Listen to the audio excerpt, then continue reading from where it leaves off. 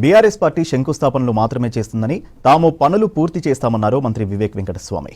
కేటీఆర్ కేవలం పైసలున్న వారితోనే మాట్లాడేవారన్నారు. తాము పేదలతో మాట్లాడి సమస్యలు పరిష్కరిస్తున్నామని తెలిపారు.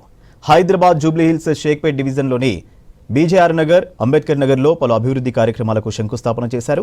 1,18,00,000తో graveyard renovation works, CC road పనులకు భూమి పూజ చేశారు. కార్యక్రమంలో ఎమ్మెల్సీ విజయశాంతి, అంజన్ కుమార్ యాదవ్ పాల్గొన్నారు.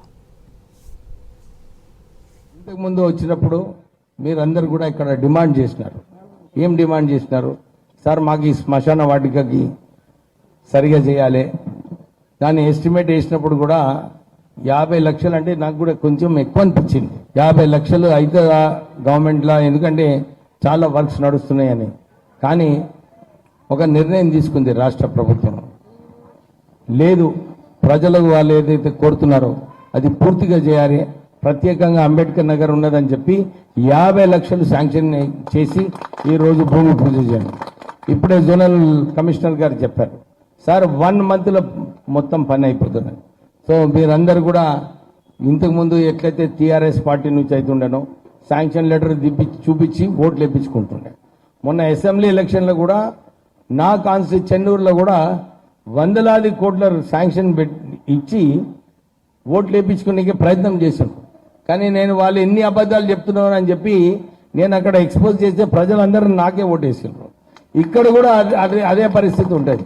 మీరందరూ కూడా సరిగా ప్రచారం చేయండి.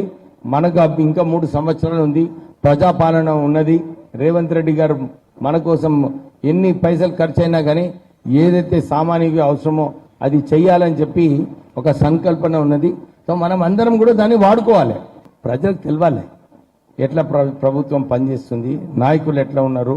వచ్చిపోయినాక నేను వచ్చి మార్నింగ్ నువ్వు రమ్మన్నా వచ్చినా కదా, ఆసిఫ్ దగ్గర నువ్వు అన్నావు రావాలంటే వచ్చిన, మన శాంక్షన్ చేపించిన. ఇవాళ సాయంత్రం వస్తున్నా, 8 గంటలకు వస్తా. దాన్ని రెడీ పెట్టండి, మొత్తం ఇనాగ్రేషన్ చేసిపోతాను. 10 సంవత్సరాలు తెలంగాణ కేటీఆర్ మున్సిపల్ మినిస్టర్గా ఉన్నాక ఏది కూడా సరిగా పని కాలేదు.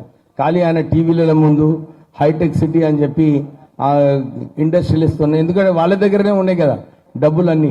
సో వాళ్ళతోనే మాట్లాడుతుండే, ప్రజలతోనే ఎక్కడ మాట్లాడుతుండే.